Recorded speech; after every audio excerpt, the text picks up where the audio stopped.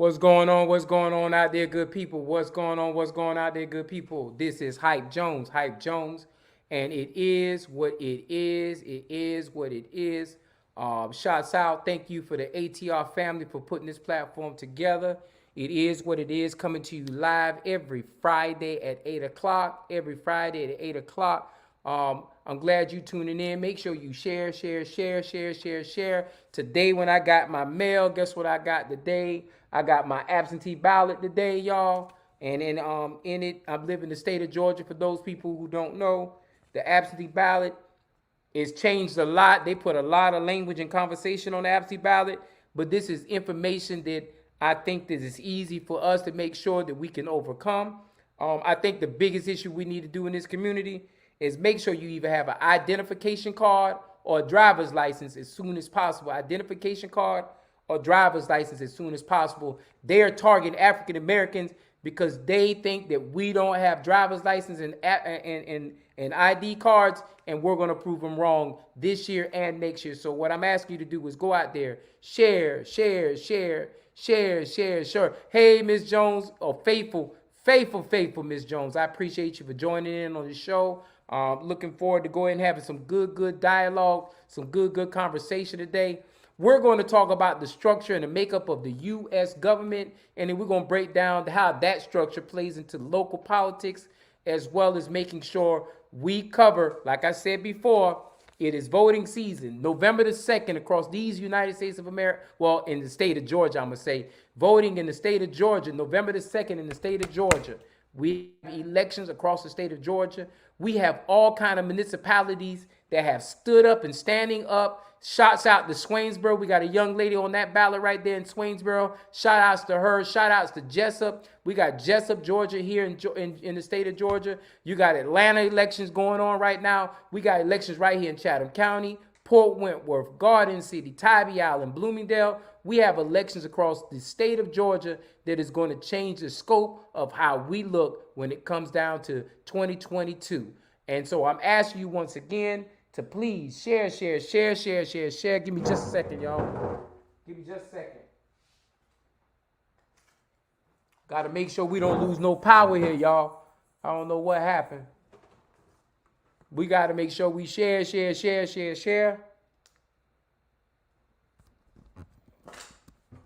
And we got to make sure we share. All right, give me just a second, y'all.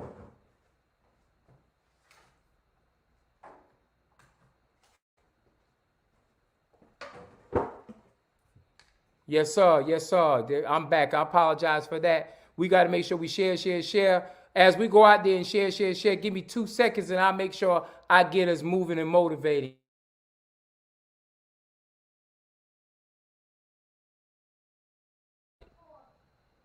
Yes, ma'am. We're going to share. So, like I said today, today's show is going to be talking about the U.S. government, and how the power structure of the U.S. government serves our community, how the U.S. government serves our community. And so the U.S. government is broken down into three parts. It is the legislative, which makes the laws. They comprise of the House of Representatives and the U.S. Senate. And then you have the executive branch, which carries out the laws. Those are the president, the vice president, the cabinets, and most federal agencies. And then you have what you call the judicial branch, which evaluates the laws. And that's the Supreme Court and other courts throughout these United States of America. And so with those three different structures of government created, when America was created, those are the ones who lay down the roots as far as the land is concerned.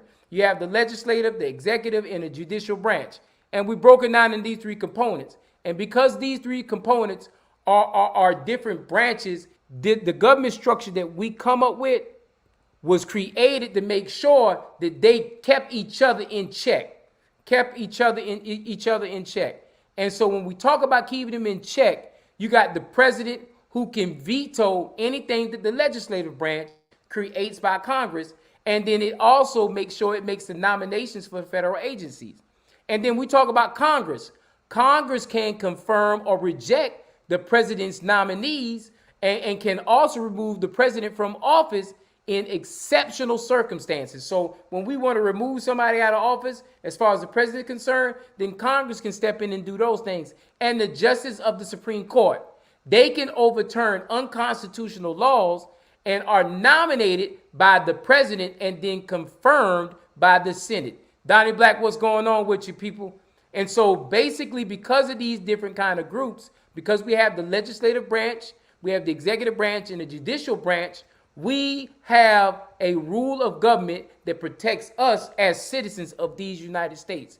Now, when we talk about the legislative branch, I told you earlier, they confirm and reject nominations from the president, as far as when he wants to put people in charge of federal agencies or federal judges or even Supreme Courts, and they also have the authority to declare war. And so when we need to go to war, the legislative branch is the authority. They can have that they have that authority to make sure we declare war. Now, this branch includes what I said earlier. It includes the Congress, which made up of the senators, and it's also made up of the House of Reps. And so, and along with special agencies and offices that provide support service for Congress, American citizens have the right to vote for senators every 6 years, and they vote representatives every 2 years freely. And they do that through a confidential ballot.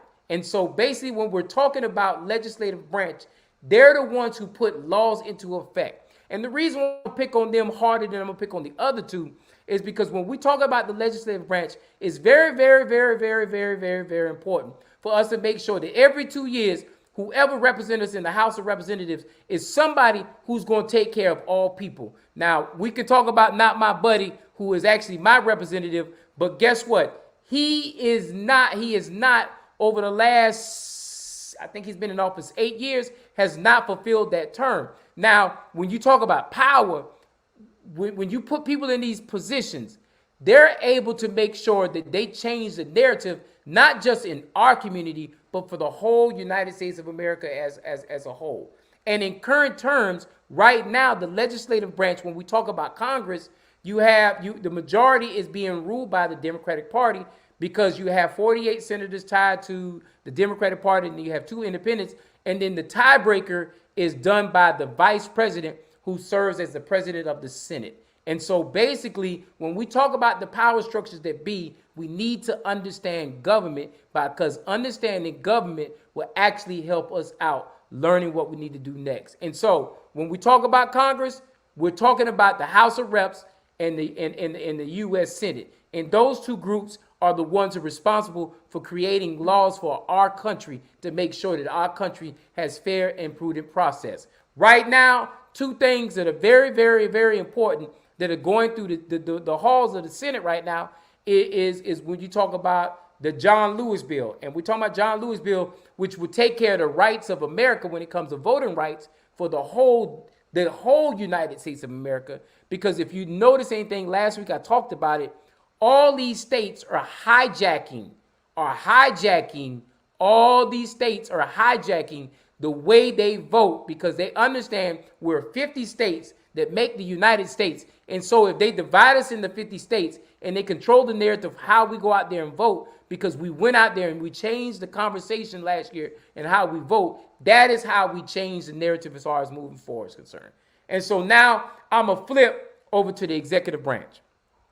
The executive branch is the branch of U.S. government that carries out and enforces the law. They're the ones that we know of as president, vice president, the cabinet, executive department, independent agencies, and other boards, commissions, and committees. They all come in the executive branch. Now, mind you, the executive branch is not just in the United States government when you talk about the president. We also have executive branches here in our community, like the city of Savannah. City of Savannah has a mayor and an alderman. That is what you call the executive branch, but they also serve as the legislative branch too in local government structures. And that same conversation can be said for any other municipality out there, but it also stays true to when we talk about the county commission, when you have a county commission chair who serves as a CEO. But in serving as a CEO, guess what? By him serving as the CEO, he also has executive power, but he has legislative power because he also serves over the county commission. There's a legislative body of the county. And then you also can talk about the governor. The governor is an executive branch member too. And he has a House and a Senate as well. That House and Senate serve as far as the legislative branch, but the governor serves in the executive branch. And I should have highlighted that earlier. We have the state House and we have the state Senate, which also is the legislative branch for the state of Georgia. And so I want you to understand, this is not just true for the United States of America. This is also for the state of Georgia. And then it all could be played down in the local level when we talk about county and when we're talking about municipalities. And so when we talk about the key roles of the executive branch, we want to talk about the president. The president is the one who leads the area, leads the country, or leads that body of people. He or she also is the head of the state. And in the case of the president, they're the head of the federal government, and they're what you call the commander in chief is what we call them. And they're in charge of all the military, any war, anything like that. And in most cases, they serve a term. Some places they serve a 2-year term. Some places they serve a 4-year term. But they serve a term because what we want to do is to keep democracy. Is we want to make sure somebody has to be reelected so often because we want to make sure we have people in play that are going to be for the people. And that also goes for those people in those legislative seats too. They come from a 2-year term. As far as the House is concerned, House of Reps do a 2-year term, and the U.S. Senators do a 6-year term, unless it's a special election, of course, where somebody vacates a seat. But in modern terms, they follow through those terms. And like I said earlier, the vice president is the supporting agent of the president. So if anything ever happens to the president, the vice president is the one who steps in the gate as far as that's concerned. But the other piece to that piece is the other caveat to that is in the United States of America, the vice president also serves over the Senate in the United States of America. And so that vice president has a dual purpose, a dual role position in this country. And so when we go to the next thing, we talk about the cabinet. And the cabinet is usually a group of people who advise the president, the vice president, on the decisions they need to make on behalf of this country. And this includes the vice president and the head of all the executive board, executive department, and other high-ranking government officials. And it's very important for us to understand and know who these people are. Because you know why? Because in the Senate, if the Senate splits 50-50, then the vice president, who's the head of the Senate, becomes the majority leader who can say this 50 or this 50 needs to rule and pass on that piece right there. And I want you to understand that much of the work of the executive branch is done by federal agencies, departments, committees, and other groups. And so that same conversation can be had when we talk about localized government. When you talk about the mayor, or when you talk about the county chair, both of them are an important part of them is to develop committees that actually can move the narrative forward. And so that's why you have a CAT board, you have an MPC board, you have a hospital board, homeless authority. All those different authorities fall under the premise as far as the chair of the county or as the mayor of the city of Savannah or of a municipality. And so when you have these people, their responsibility prime time wise is to make sure they appoint effective people onto these committees. So when you say your hospitals aren't doing something right, that's because the executive branch didn't appoint the right kind of people, or maybe people of this present age, to make sure they take care of what the needs are with the hospital. And the same thing can be for transportation. When you talk about Chatham Area Transit in Georgia, or when you talk about transportation like Amtrak, or when you talk about transportation like MART up in Atlanta, when you have these things, these authorities there are appointments that come from the executive branches of these municipalities and these counties that make sure that narrative is forward as far as those federal designations are concerned. And so I want that to be understood how important that executive branch is, because the executive branch is tied to the president, it's tied to the executive departments, it also has sub-agencies, independent agencies, board commissions and committees, and it also, you have what you call quasi-official agencies like cities, municipalities. Those are quasi-official organizations because you know what? They don't always maneuver in the way counties maneuver or states maneuver or even the federal government maneuver, because they want to get into the nuts and bolts as far as how their body of people actually need responsive government to work. And then the last part is the judicial branch. The judicial branch. Those are the judges, y'all. The judges interpret the meaning of the law. I'm going to say that again. The judges interpret the meaning of the law. They apply laws to individual cases, and they decide if laws violate the Constitution, if it is compromised, if it is comprised of a Supreme Court and it's comprised of a Supreme Court and other federal courts out there. And the reason why the judicial branch is so important is because they're the ones who interpret the law. Now, we already heard the legislative branch creates the law. The executive branch executes the law. And the judicial branch interprets the law. And so when we ever talk about murder or cases tied to how things should be done in our community, or how a leader should be elected in our community, and let's say it's valid for interpretation. And in most cases, you're talking about court cases. I know when we talk about judicial branch, we think somebody done killed somebody done raped somebody done did something heinous of a crime.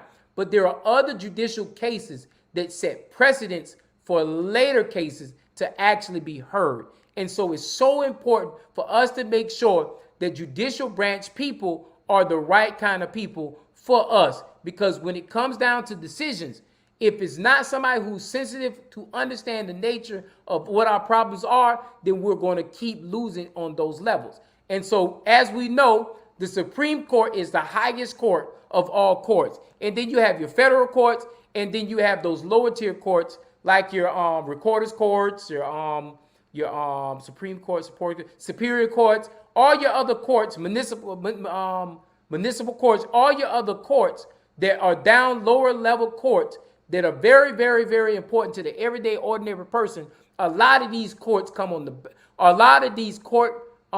elected positions, or judges as we call them in our community, a lot of these judges have to be on the ballot, just like our executive branch leaders and our legislative branch leaders. But you know what? We pay little to no attention to those judges, and then those judges get in those political positions as far as power is concerned to make the interpretation of the laws. And we lose because you know why? We did not put the right people in those positions. Okay, the conversation as far as getting the information out there, like my good friend Ramona said, the 101 is already done. Yes, this is basic 101 information. However, because we vote in such low turnout numbers, this basic information had to be repeated, because you know why? For some reason, we keep not finding people willing to step up and get into those legislative positions,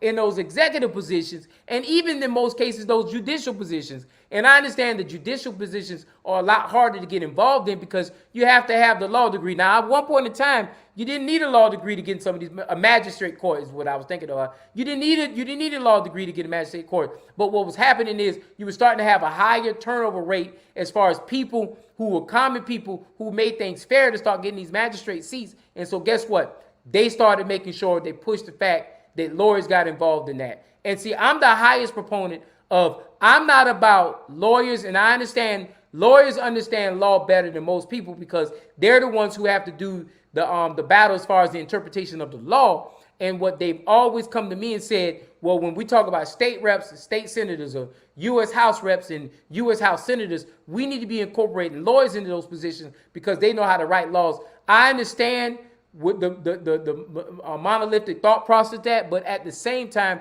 we got to broaden our horizon on that, because just because they can interpret the law, just because they're the ones who fight against the interpretation of law, I think that there are enough ordinary people that can get in some of these lower tier positions, like the state senate, the state house, even your mayors, even your county commission, and even all the people, your commissioners on those seats. I think that we can have better representation on there if we truly understand the basic political science of 101 politics and understanding the three government branches. And I know I spent 20 minutes of your life and said, I learned that in high school. I learned that in economics. I learned that in U.S. history.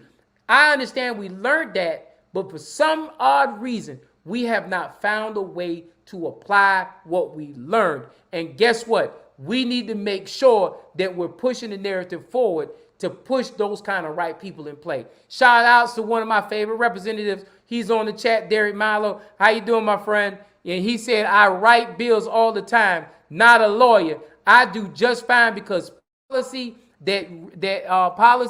that's written into law doesn't need to be done by a lawyer. And you're absolutely right. And he will probably tell you that if you got an idea when you become an elected official, you can take that idea and they have a group of lawyers in that room that will help you put that idea into writing and to make sure we push it into the House. So it's so important that we have elected officials like Brother Milo who's paying attention to local people like myself, small people like myself, to make sure that we're hearing the message and we're hearing the message clear. And so shout outs. I appreciate Derek for listening. But we have to make sure that in our communities, we have the right executive branch leaders, the right legislative branch leaders, and the right judicial branch leaders. Because when we see these slated cases, and I'm going back and I'm going to drop the B word, when we talk about Black America and we say we see unfair treatment in the judicial system, when we see that, when I see it numerous times, I saw it yesterday.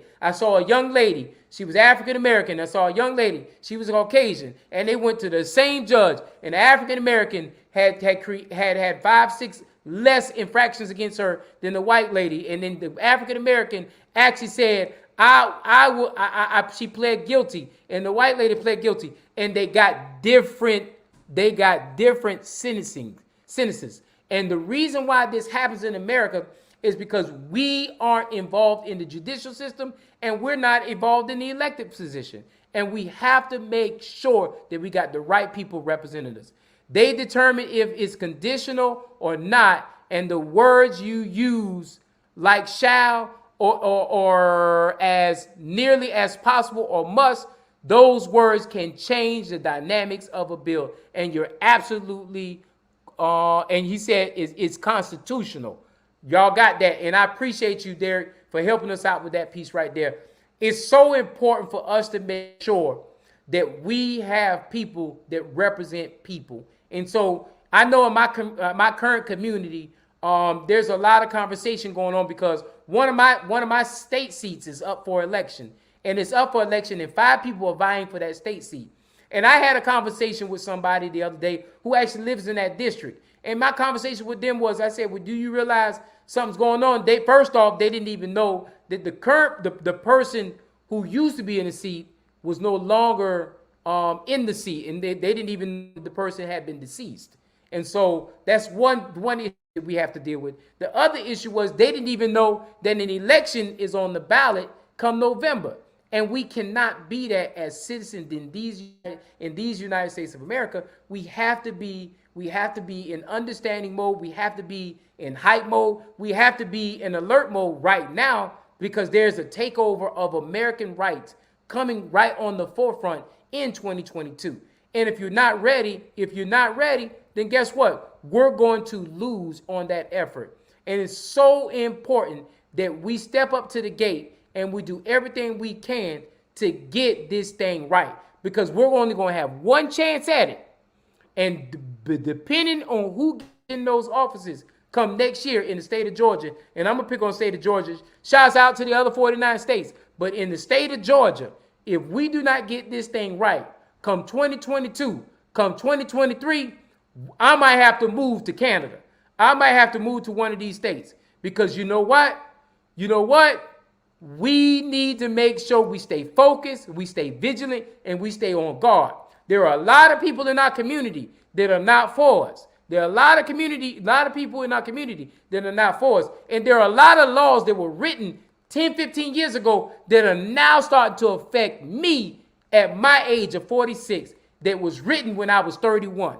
And so we have to understand the people we put in the elected position, if they're not doing the job, we need to make sure that we're removing them out of those positions, and we have to get people to step to the gate and get in those shoes and make sure they move the narrative forward to give us the right kind of representation we deserve. So once again, today, I just wanted to give a basic education on the judicial branch, the legislative branch, and the executive branch. I feel like I'm talking to my 9-year-old and giving this information, but we have to understand the structure, the immediate structure of how our community is built. Because if we don't understand the powers of the executive branch within our community, we're going to fail. If we don't understand the power of the legislative community, we're going to fail. And if we don't understand how those judicial people get in office, we're going to keep losing out on what we need to move the narrative forward.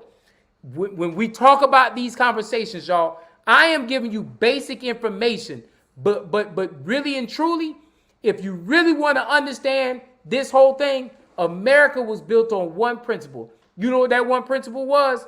Economics. They didn't call it economics back then. You know what they called it back then? They called it capitalism. And because of capitalism, that's why we have such divisive ways going on in our country. And it's so important for us to understand the divisiveness of the country so we can understand how we get out of the rut that some of us have gotten into. And you're absolutely right. Simplicity is necessary for great understanding. You're absolutely right. Understanding the structure is important. That's when people realize all elections matter. We got to make sure we understand that if we're not showing up to the polls, we're not showing up to the polls to make sure that executive branch is for the people, the legislative branch is for the people, and the judicial branch is for the people. If we're not showing up to the polls every time it's supposed to be up for us to be able to vote, then we're going to continue to suffer here in America, especially those common people, because guess what? Capitalism understands the importance of voting. Capitalism understands the importance of keeping control of the executive branch, keeping control of the legislative branch, and making sure the judicial branch knows that they're present and accounted for. And economics understands that. We need to have a quick understanding of economics, and maybe I'll do that next week. But this week, I really want to home in super hard on, like my good friend Ramona said, the basics of politics. The basics of politics is understanding the executive branch, the judicial branch, and the legislative branch. I said it out of order. It should have been the legislative branch, executive branch, and the judicial branch. And understanding how important those three bodies of people, those three groups are, is so crucial to moving the narrative forward in our country. And so when I say that again, I'm going to say it again because I want to make sure we drive this thing home. I'm going to break it down one more time, but I'm going to do the 10-minute versus the 20-minute version of it. You have the executive branch. You have the legislative branch. And the legislative branch is the branch that drafts all the laws. They confirm and reject nominations on behalf of the president to make sure for federal agencies. They also, and the president always understand this, he is so important because he nominates the heads of the federal agencies. He nominates the federal judges. He nominates the Supreme Court. He also has authority when it comes to declaring war. I mean, they also have authority when it comes to declaring war. And so they confirm all those nominations from the president.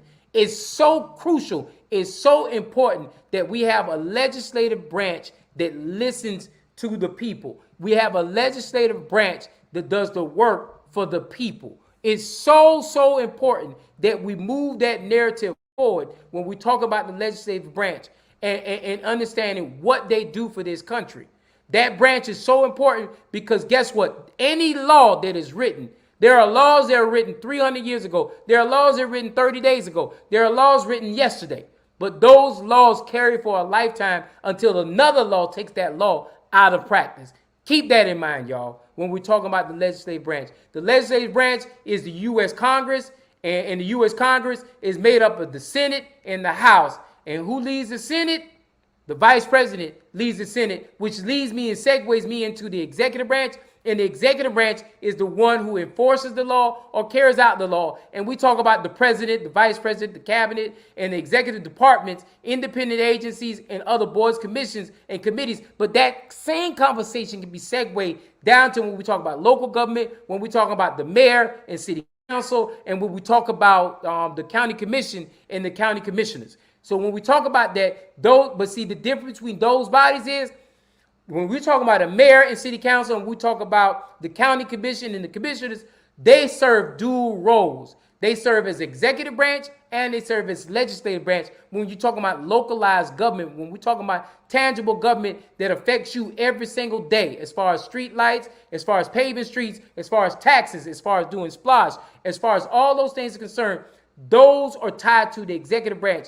And I know in my county, I can only speak for my county, the chairman is the CEO, which makes him the executive branch leader, and then his county commission serves as a legislative body for the people. And so it's so important for us to understand that that executive branch exists not only in the U.S. government, but it also exists on the local levels, and it also exists in the government structure level too. And what I mean by the government structure level, we're talking about the governor. And we're talking about the governor, you're talking about the lieutenant governor. We're talking about Secretary of State. We're talking about the Attorney General. We're talking about the Ag Commission, Insurance Commissioner. We're talking about the PSC. All those body people are tied to that executive branch when you talk about the state of Georgia. And then when you talk about the legislative branch, you're talking about state senators and state reps. And state senators and state reps in the state of Georgia are different from U.S. senators and U.S. reps, where U.S. senators, they do 6-year terms, and U.S. reps do 2-year terms. All state senators and all state reps in the state of Georgia all do 2-year terms. And it's so important to understand these things because these are people that represent you. We cannot just focus on the president of the United States and then who he picks as far as the vice president is concerned, and watching how he picks those people for the Supreme Court and those appointments, who he puts over the Secretary of Defense or the Secretary of Treasury or all those different positions. All that's fine and dandy, and that affects us in the long term. But in the short game, you have people who are in the executive branch that have that same power that we can see on an everyday basis right here in our local government. And so when we talk about those executive branch people, we're talking about the president, vice president, cabinet. And then that segues me into the judicial branch, was the last branch. And the judicial branch is the one that interprets. I'm going to say it again. They interpret the law. And so guess what? When you got people in those judicial seats that interpret the law one way, you got to understand, based on upbringing, where they got their law degree, who they hang with, who they get their money from when they run for office, that's going to help interpret the law. Believe it or not. I'm going to say that again because some of y'all didn't even understand what I just said. And you're absolutely right. Ramona, during the last president's election, he confirmed almost 300, if I want to even say, which changed over the landscape of America because these appointments are lifetime appointments, meaning when they get at that seat, they don't have to leave that seat until they die. And see, we get so caught up in the Supreme Court that we don't understand there's so many small courts out there that affect our everyday lives that can change the scope of how laws are being interpreted. And once again, judicial branch is that interpreting body. And what that means is they get laws. They are the individuals who decide if the law has been violated or it has been sustained.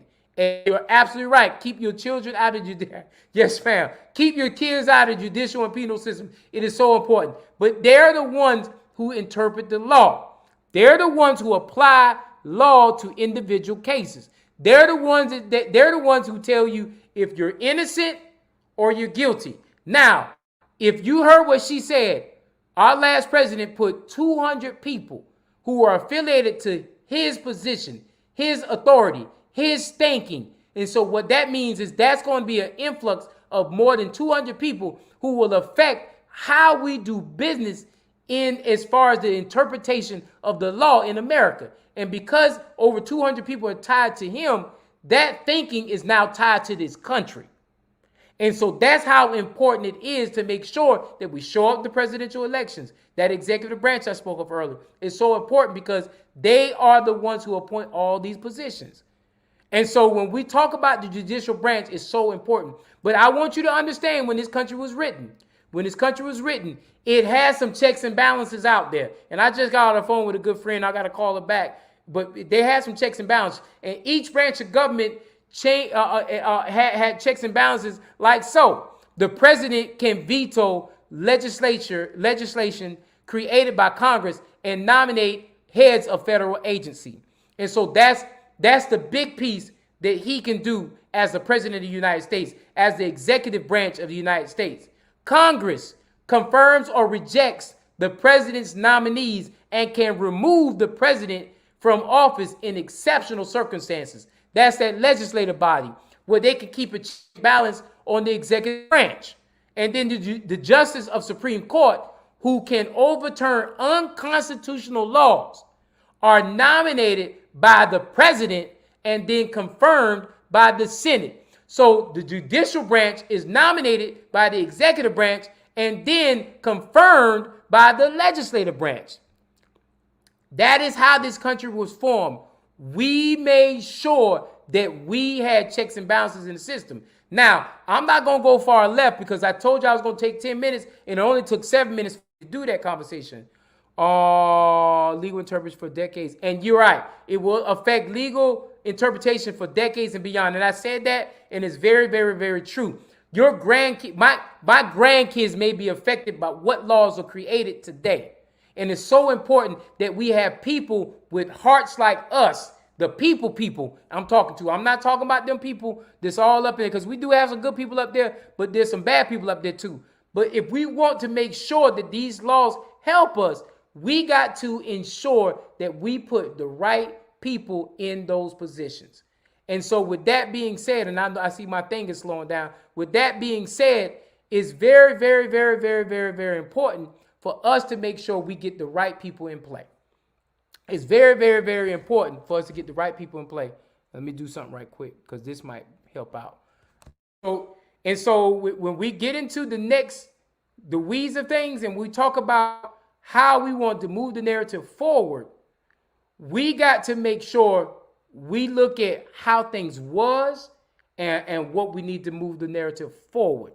And I know this sounds like a stated conversation. I know it sounds like a redundant conversation, but it's a conversation I need to have today, because when I start having sophisticated power messages, I'm going to blame y'all because y'all didn't invite people to the simple conversations, because it's so important for everybody to be around for those simple conversations like the conversation we're having right now today. And so we've interpreted the 3 branches of government today. We understand that this year right here is not an election year for any of those branches. You will have all these branches on the ballot in 2022 though. And when we talk about that, and let me take that, on the state level and on the federal level, we'll have them on the ballot. This year, we have them on the local level in some of your municipalities across the state of Georgia. And we probably have some out there in Chatham, outside of Chatham County, that actually have these kind of elections for this time period. But that's what I really want to hear. DeJoy is there until 3 of the boards of governors of the PO term expire. Yes, that's correct. And so basically, when you talk about those kind of appointments, yes, we'll get DeJoy out of there eventually, because you have a different president in office that understands that he needs to get out of there. And Rebecca, you put something out there that was so important. A lot of these positions have terms. And when they get put in these terms, what we have to stop doing, especially on the local level and on the state level, is we got to stop waiting until the last hour of the last minute of the last second and trying to figure out who we want to replace these people with. Now, they do a great job on the federal level, because I'm almost certain when his time is up, they're going to have somebody for DeJoy to replace him. But when we talk about local conversations, we don't always have that. And it's always a pivotal point where people who will make great people to be put on these commissions and boards, they will be great fighters, but they don't step up, they don't get out there, and they're not willing to serve on these committees and boards and be the change agent. And the problem with a lot of these boards is because when you're talking about a 7-9 man board or 7-9 person board, and you got one seat coming open, You might be the only voice of reason for the people on that board until we can get the next term. And then the next term. And then the next term. And then the next term. Until we have termed everybody out. And then we've replaced everybody on that board to get the board where it's effective for the people. But where we mess up at is we don't have enough people willing to step up to get on these boards. I used to be, when I was a county commissioner, hey man, I want to be on the CAT board. You know why everybody wanted to be on the CAT board? It had nothing to do with fixing transportation. It had everything to do with CAT board is synonymous as far as one of the only boards in Chatham County that gets you a paycheck. You get a paycheck if you're on the CAT board. Did you also know on the board of tax assessors, you get a paycheck? So those are the two boards everybody wanted to be on because you got a paycheck for being on those boards. When we talk about the board of elections is an elected position, but you get a paycheck. When you talk about county commission, we talk about these positions, you get a paycheck. People didn't have no problem being on the boards with a paycheck, but people had problems being on the boards where it actually took effort and work, and you had to do work to be on that board, but you didn't get any kind of stipend, but you got to see your community change and get better for itself. And so when you look at that, when you look at these committees, see, a lot of we don't talk about it. So when you talk about these committees, when you talk about that, and I'm going to come back down to our localized government. I spoke on it earlier, and I'm going to speak from a place where I know. I serving as a former county commissioner, I understood how boards were effective. We had 47 boards that reported under the auspices, meaning we got to appoint 47 boards. Some of these boards were localized in the city of Savannah. Some of these boards were regional boards for the 1st Congressional District. Some of these board appointments for the whole state. Some of these boards talked about the hospital authority, where we made decisions, where we didn't make decisions on the hospital stuff, but we made appointments to the board where they made decisions. We also made decisions as far as putting people on CEDA, Savannah Economic Development Authority. That's another board that we were able to put appointments to. You know, the other boards we made appointments to, I said the hospital, the homeless authority, that's another board. The county made appointments to Chatham Area Transit, the transit authority that represents this area right here. The county makes 6 appointments. The city of Savannah makes 2, and Garden City makes 1. Did you hear how that power stroke played? Because the county is the main authority that controls what the narrative is with Chatham Area Transit. The housing authority and the airport authority are authorities of the city of Savannah.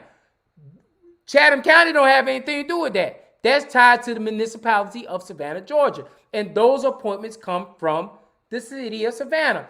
MPC has 12 appointments. And I'm talking about the Metropolitan Planning Commission, the commission that gives the understanding of what we need to do when it comes to zoning issues in our community. MPC, 6 appointments come from the city of Savannah.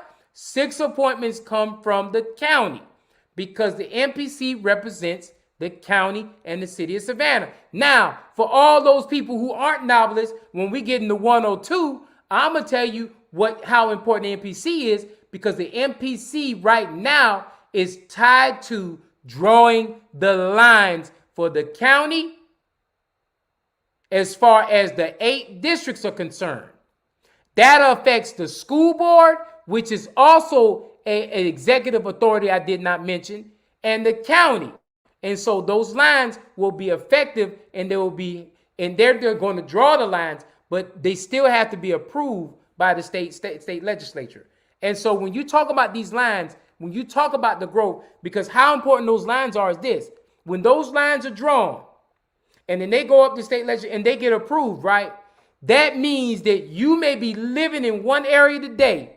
In 2022, you may say that Commissioner 5 is my commissioner, but in 2022, Commissioner 8 may be your commissioner coming up real soon. That's why it's so important for us to participate in the census tract, because the census tract is what determines what the population shift and the growth is for our community. That's why it's so important to go to these city town hall meetings, these city commit city meetings, the county meetings. It's so important to go to these meetings because they're making decisions on zoning tracts. They're not just approving liquor licenses, and they're not just approving how this resident is to be zoned commercial or resident. Their total job in these executive roles is to make decisions that affect your life. They can make something like a house in your neighborhood into a commercial development. And what that does is that changes the tax structure in your community. But if you don't understand how the executive power has executive rule in your community, you're going to suffer, because once they make that unit a commercial, then that means everything on that strip or along that street now has the opportunity to become commercial. And it also can drive up your taxes. It also can change the effect of how you live and how you move. And so that's why it's so important to understand the legislative body, the executive body, and judicial body. And not just understand them in the terms of how they are for the federal government, but how they affect you locally. And if you notice, I ain't got to mention no names, because you know what? If you understand government, if you understand how your makeup of your government is, then all you got to do is put the names to those faces, those bodies, and then you can understand the maneuverability and why things like our community shifts and game plans don't play in the favor of how black communities are being treated in America. And I want to be clear. Chatham County is not problematic to Chatham County, or Savannah, Georgia ain't just problematic to Savannah, Georgia. This is a national issue, national problems. And my thing is, I commend those who fight it on the local level, because if you understand anything about me, I believe that all politics is local. If we're not effective local, we can't be effective regional. We can't be effective countywide. We can't be effective statewide. And we dang sure can't be effective on the executive branch as far as the federal government is concerned. And so if we want to change, we have to change our narrative minds to understand who affects us in the executive branch, who affects us in the judicial branch, and who affects us in the legislative branch. The legislative branch writes the laws. The executive branch enforces the laws, and the judicial branch interprets the laws. If we don't have people who understand the needs of people in all three branches, we're going to continue to fail as a society. And so I implore you not just to look at federal politics. You have localized politics that affects your bottom line. And I know the top of my bottom line, his name is Johannes Jones. And that means my top of the line is the school board, and how school board politics, that executive branch, that legislative branch, how they maneuver, how they works for the betterment of us as a people. And so it's so important when those elections come around that I don't just talk to those people, because I'm going to tell you right this. If I talk to 2 or 3 people and they don't communicate with me, you ain't got to worry about me finding somebody to run. If I can run my dang self, I'll run against them. And that's the mentality you have to have when it comes to government. Because when government does good, you congratulate them, you pat them back. But when they do bad, you call them out and you replace them if need be. And that is something that's the mentality we got to adapt. Whether you got $2 in your pocket, $200 in your pocket, or $2 million in your pocket. That's the mentality you have to have. Whether you black, whether you white, whether you're Indian, whether you're Hispanic, whatever, not whether you're a woman, whether you're a man, whether you're LGBTQ, whether you are straight, whether you understand politics, whether you don't understand politics. This is a conversation we all must have, because if elected leaders are not speaking to any of those narratives I just spoke of, then we're not going to get anywhere. Not going to get anywhere. We have to make sure we're doing due diligence to move our narrative forward. And so I am at the 50-minute mark, y'all. I am at the 50-minute mark. And what I like to do at the 50-minute mark is I like to answer any questions. I ask y'all again, because I know I'm from Chatham County. I ask y'all again, give me narratives that affect us on the federal terms, not just localized conversation. Because my thing is, we need to understand the federal conversation, and then I can tell you in pragmatic terms of how we need to endure locally. But what we need to do right now is have a better understanding, because right around the corner, and I will say this, in the state of Georgia, we are up for a uphill battle in the state of Georgia. And I will talk about this. We have one or two senators who is going to be in the seat, who is going to be running again in 2022. And when he runs, it's going to be a very, very, very nationwide monitored race. And why is that? Because right now you have 48 Democrats in the House, and he is one of the 48. And we cannot afford to lose one Democrat in the House, because if we lose that one Democrat in the House, that can hurt us ultimately, where we have to go across the aisle to get somebody who may not be representing us to actually buy in. And what that means is we got to shave the ice off of what the things we want to make sure we get those things. And we don't want to do that no more. What we want to do is we want to have a majority in the seat so we can move our narrative forward. And it is so important for us to do that. So I did all that to say this. I am looking for those questions. I am looking for those people. What do you want to talk about in the next couple of weeks? Because it's so important for us to make sure that we are addressing those conversations. Someone had texted me and said, Jay, I think that we need to really do a good, thorough job of breaking down the different branches of government. And so that's why I took the day to make sure we break down the different branches of government. Yes, those branches of government play into how everything goes underneath those branches of government. Government is no different from structures of private industry. The only difference is private industry, those people are hired. In general terms with us, we hire them by who we vote. And besides vote, okay, so Glenada, besides voting, how can citizens influence district lines? I've been to a few redistricting info sessions, but still don't understand how we can affect the outcomes. It seems like we are always behind. And you're absolutely right. And I'm glad you brought that up. And I can talk about that right now. And I ain't got to look for next week. The issue with that, Glenada, is this. When you draw the lines, you don't start drawing the lines in 2020. You draw the lines in 21 for 2030. That's the goal. When we start looking at these lines, when we get whatever we get, whether it be November 3rd for the U.S. Congress and the state Senate and the state House, or whether it be for the county commission, whether it be for the city of Savannah next year, or whether we get for any municipality, and I'm talking about my local area now, what we got to do is when we get the map, we got to do what we don't normally do. You know what we normally do? We spend 5 years complaining about what they gave us. Now, if you want to do that, do that. I ain't stopping you.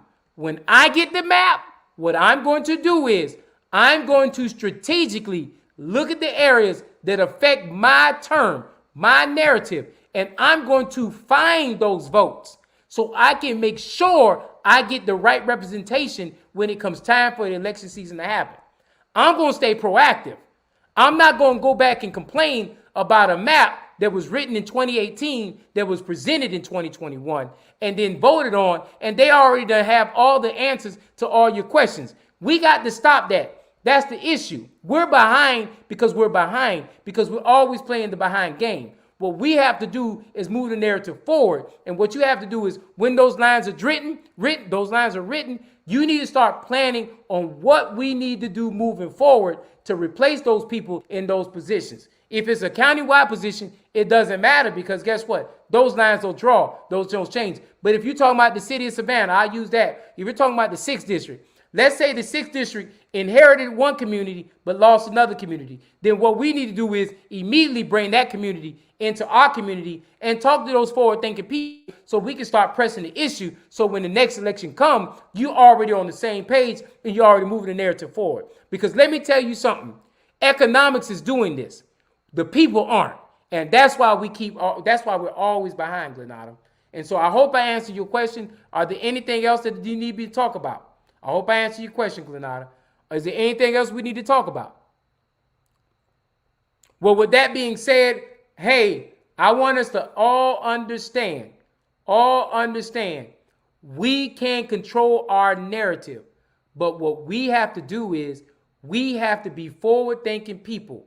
We have to understand the judicial branch is the interpretation branch. They evaluate the laws. They do all that stuff. The legislative branch, they're the ones who make the laws. They're the ones who put the laws into effect. So whoever their mentality is, whoever those people are, they're going to make laws that benefit them or their narrative. And the last one is the executive branch. The executive branch is the one who enforces the law. All three of these bodies, for the most terms, are voted on by us. And it's upon us to make sure we go out there and put the right people in play. I thank you, Ms. Hills. The other thing is, what examples can we find to see how to address issues that specifically affect our neighborhood? Number one, if you live in a neighborhood long enough, you ought to know what those main issues are. And you ought to know how and when and what you need to do to address it. Unfortunate thing about it is, we, especially in the African American community, our older generation, our older population has assumed power, and we have a struggle of making sure power moves from one generation to another generation to another generation. And that's a conversation I don't want to go deep into detail about, but what we have to do to overcome that conversation is we just have to keep running people who are going to change the narrative, who are going to affect the change, that are going to push what we need to be pushing forward. And so when you ask for an example, what example can we find to see how to address issues that specifically affect the neighborhood? First off, you need to understand the niche issues that affect your neighborhood. And when you address those issues to affect the neighborhood, the best thing I can ever tell anybody to do, and I done told you this 1,000 times, Ms. Gwen, the best thing you can ever do is make sure you document everything. And when documentation, the best means of documentation in the 21st in 2021 is sending the email. Now, I'm gonna tell you just like this: they're gonna ignore the email the first time. They're gonna ignore it. They may ignore the email 20 times, but when come election season, you show all 20 of them emails, and you find a candidate who can push your emails. Then guess what? You will win. But you can't win trying to fight them at the day of battle. You have to be strategic. When you go into war, if you go to war with the sun, with a sword, and that person got a gun, you're going to lose. But if you understand your opponent when you go to war, and they got a gun and you got a tank, you will defeat them every single time there is. It is what it is, y'all. It is what it is. But it don't have to be that way. We have to be willing to be the ones who change our narrative. I don't care if it's 2 people, 1 people, or no people. Listen to what I got to say. I'm going to keep being the voice of the people because the people need a voice who really understand and is really willing to listen what their message is. I only got 50 seconds. I'm making sure that my producer understands all that. We're getting ready to sign out, y'all. If y'all need me, call me. Yes, Betty Jones. We need change agents because we need to break the is what it is complex. And the only way we're going to do that is making sure we find those change agents that are willing to change our community. I thank y'all for showing up. Tune in next week. ATR got a platform of shows. This will be rerun 2 or 3 times, but tune in next week, 8 o'clock. I expect to see you there. And please make sure you bring a friend. Peace out. See y'all later.